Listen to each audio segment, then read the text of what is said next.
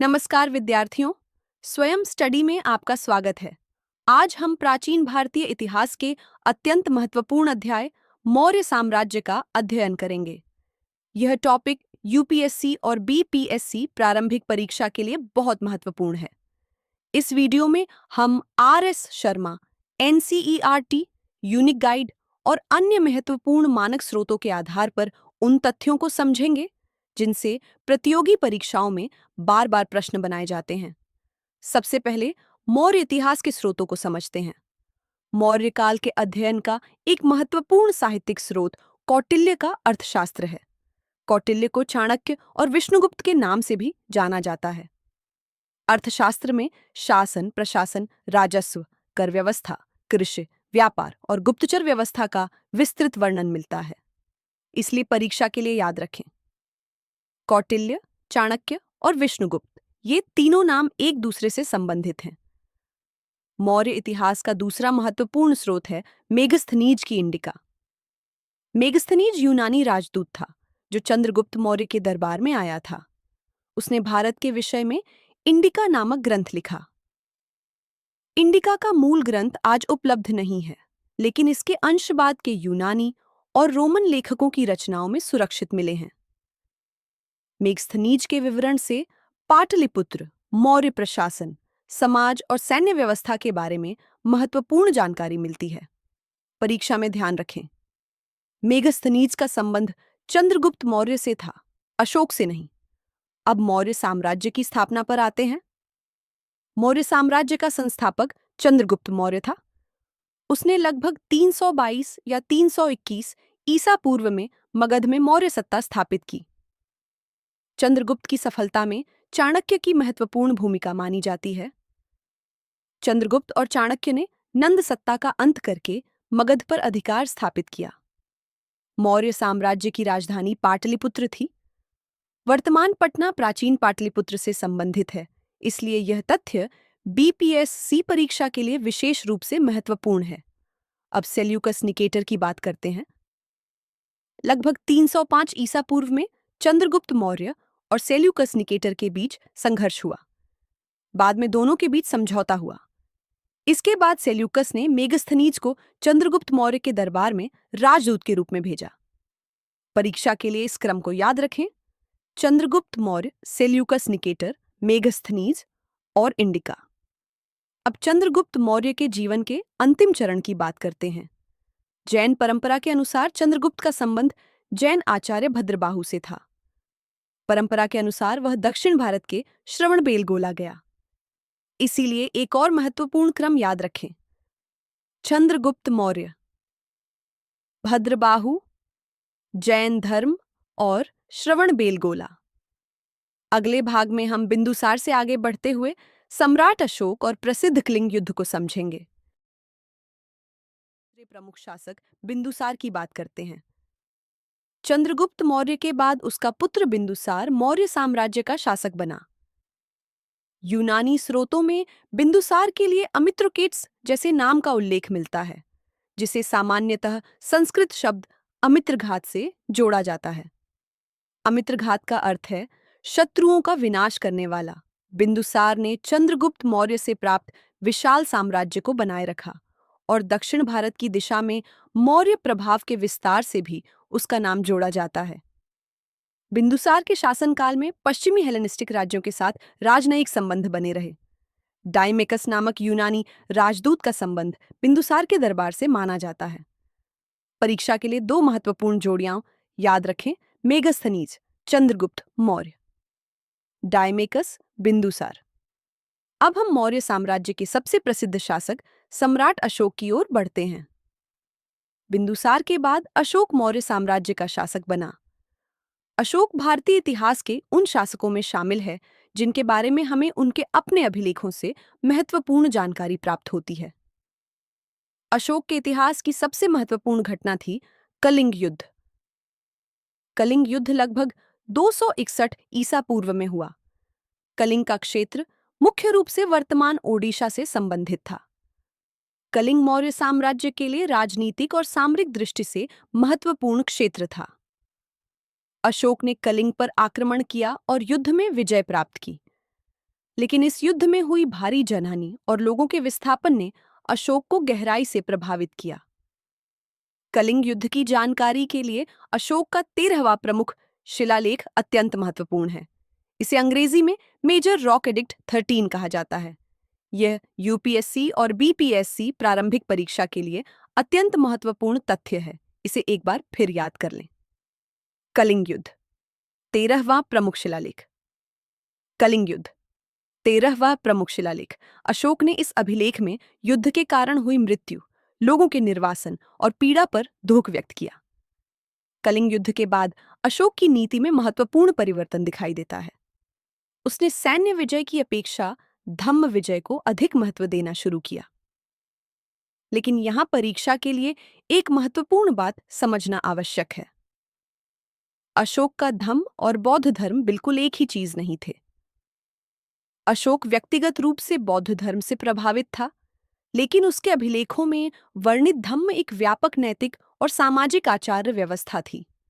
अशोक के धम्म में माता पिता का सम्मान, गुरुजनों और वृद्धों का सम्मान, ब्राह्मणों और श्रमणों के प्रति उचित व्यवहार, सेवकों के साथ अच्छा व्यवहार, जीवों के प्रति दया, संयम और धार्मिक सहिष्णुता जैसे विचारों पर बल दिया गया। अर्थात अशोक का धम्म किसी नए धर्म की स्थापना का प्रयास नहीं था। ये समाज में नैतिक आचरण, सद्भाव और सहिष्णुता को बढ़ावा देने वाली नीति थी। अब अशोक के कुछ महत्वपूर्ण शिलालेखों को समझते हैं। अशोक के 5वें प्रमुख शिलालेख में धम्म महामात्रों का उल्लेख मिलता है। धम्म महामात्र ऐसे अधिकारी थे जिन्हें धम्म और सामाजिक कल्याण से संबंधित कार्यों के लिए नियुक्त किया गया था। इसलिए याद रखें, 5वां प्रमुख शिलालेख धम्म महामात्र। अब 12वें प्रमुख शिलालेख पर आते हैं। अशोक का 12वां प्रमुख शिलालेख धार्मिक सहिष्णुता की दृष्टि से बहुत महत्वपूर्ण है। इसमें विभिन्न धार्मिक संप्रदायों के प्रति सम्मान और संयम की भावना पर बल दिया गया है। इसलिए याद रखें, 12वां प्रमुख शिलालेख धार्मिक सहिष्णुता और 13वां प्रमुख शिलालेख कलिंग युद्ध और उससे उत्पन्न पश्चाताप। अब तीनों को एक साथ दोहराते हैं। 5वां प्रमुख शिलालेख धम्म महामात्र, 12वां प्रमुख शिलालेख धार्मिक सहिष्णुता, 13वां प्रमुख शिलालेख कलिंग युद्ध। परीक्षा में इनका मिलान पूछा जा सकता है, इसलिए इन तीनों को अच्छी तरह याद रखें। अब अशोक और बौद्ध धर्म के संबंध को समझते हैं। बौद्ध परंपराओं में अशोक को बौद्ध धर्म का एक महान संरक्षक माना गया है। परंपरा के अनुसार अशोक के शासनकाल में तृतीय बौद्ध संगीति का आयोजन पाटलिपुत्र में हुआ। इस संगीति की अध्यक्षता मोग्गलिपुत्र तिस्स ने की। बौद्ध परंपरा के अनुसार इस समय बौद्ध धर्म के प्रचार के लिए विभिन्न क्षेत्रों में धर्म प्रचारक भेजे गए। महेंद्र और संघमित्रा का नाम श्रीलंका में बौद्ध धर्म के प्रसार से विशेष रूप से जुड़ा हुआ है। इसीलिए परीक्षा के लिए इस क्रम को याद रखें। अशोक, तृतीय बौद्ध संगीति पाटलिपुत्र, मोग्गलिपुत्र तिस्स, महेंद्र और संघमित्रा और श्रीलंका। अब इस पूरे भाग का एक छोटा सा रिवीजन करते हैं। चंद्रगुप्त मौर्य के बाद कौन शासक बना? बिंदुसार। बिंदुसार से संबंधित यूनानी नाम किस शब्द से जोड़ा जाता है? अमित्रघात। बिंदुसार के दरबार से संबंधित यूनानी राजदूत कौन था? डायमेक्स। बिंदुसार के बाद कौन शासक बना? अशोक। कलिंग युद्ध कब हुआ? लगभग 261 ईसा पूर्व। कलिंग युद्ध का वर्णन किस महत्वपूर्ण अभिलेख में मिलता है? 13वें प्रमुख शिलालेख में। धम्म महामात्रों का उल्लेख किस प्रमुख शिलालेख में मिलता है? 5वें प्रमुख शिलालेख में।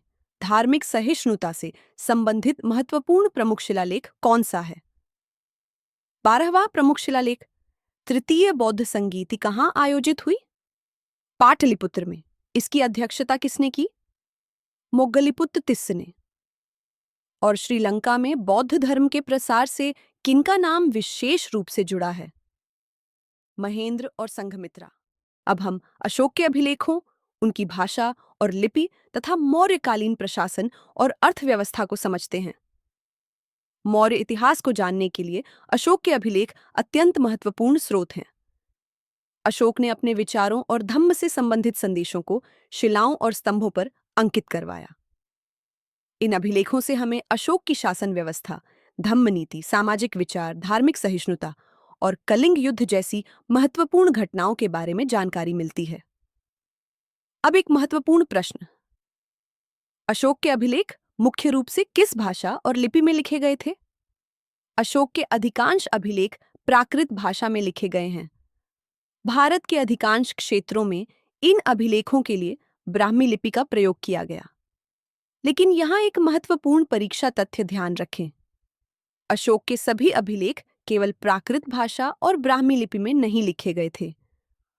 उत्तर पश्चिम भारत के कुछ क्षेत्रों में खरोष्ठी लिपि का प्रयोग मिलता है। इसके अतिरिक्त कुछ अभिलेख यूनानी और अरामाइक भाषा में भी पाए गए हैं। इसलिए यदि परीक्षा में कथन दिया जाए कि अशोक के सभी अभिलेख केवल प्राकृत भाषा और ब्राह्मी लिपि में लिखे गए थे, तो यह कथन सही नहीं होगा। अब ब्राह्मी और खरोष्ठी लिपि के बीच एक महत्वपूर्ण अंतर समझते हैं। ब्राह्मी लिपि सामान्यतः बाईं से दाईं ओर लिखी जाती थी, जबकि खरोष्ठी लिपि दाईं से बाईं में लिखी जाती थी। इसे एक बार फिर दोहराते हैं। ब्राह्मी बाईं ओर से दाईं, खरोष्ठी दाईं ओर से बाएं। यह छोटा सा तथ्य प्रारंभिक परीक्षाओं में पूछा जा सकता है। अब बात करते हैं जेम्स प्रिंसेप की। 19वीं शताब्दी में ब्राह्मी अभिलेखों को पढ़ने और समझने में जेम्स प्रिंसेप की अत्यंत महत्वपूर्ण भूमिका रही। इसलिए परीक्षा के लिए याद रखें। ब्राह्मी लिपि के अभिलेखों को पढ़ने से संबंधित महत्वपूर्ण नाम: जेम्स प्रिंसेप। अशोक के अनेक अभिलेखों में उसके व्यक्तिगत नाम के स्थान पर देवानाम्पिय पियदस्सी जैसी उपाधि मिलती है। इसका सामान्य अर्थ देवताओं का प्रिय और प्रियदर्शी जैसे भाव से संबंधित माना जाता है। लेकिन कुछ अभिलेखों में अशोक का व्यक्तिगत नाम भी मिलता है। इस संदर्भ में मास्की अभिलेख बहुत महत्वपूर्ण है। मास्की अभिलेख में अशोक के नाम का उल्लेख मिलने के कारण यह इतिहास की दृष्टि से विशेष महत्व रखता है। परीक्षा के लिए याद रखें मास्की अभिलेख। अशोक नाम। अब मौर्य प्रशासन की चर्चा करते हैं। मौर्य साम्राज्य बहुत विशाल था। इतने बड़े साम्राज्य को चलाने के लिए एक संगठित प्रशासनिक व्यवस्था की आवश्यकता थी। मौर्य शासन में राजा प्रशासन का सर्वोच्च केंद्र था। राजा की सहायता के लिए मंत्री और विभिन्न श्रेणियों के अधिकारी नियुक्त किए जाते थे। कौटिल्य के अर्थशास्त्र में राज्य और प्रशासन की विस्तृत व्यवस्था का वर्णन मिलता है। इसमें राजस्व, कृषि, व्यापार, खनन, शिल्प, गुप्तचर व्यवस्था और विभिन्न सरकारी अधिकारियों से संबंधित विवरण दिए गए हैं। मौर्य प्रशासन में महामात्र नामक अधिकारियों का विशेष महत्व था। अशोक के शासनकाल में हमें धम्म महामात्रों का भी उल्लेख मिलता है, जिनकी चर्चा हम पिछले भाग में कर चुके हैं। अब मौर्य साम्राज्य के महत्वपूर्ण प्रशासनिक केंद्रों को याद करते हैं।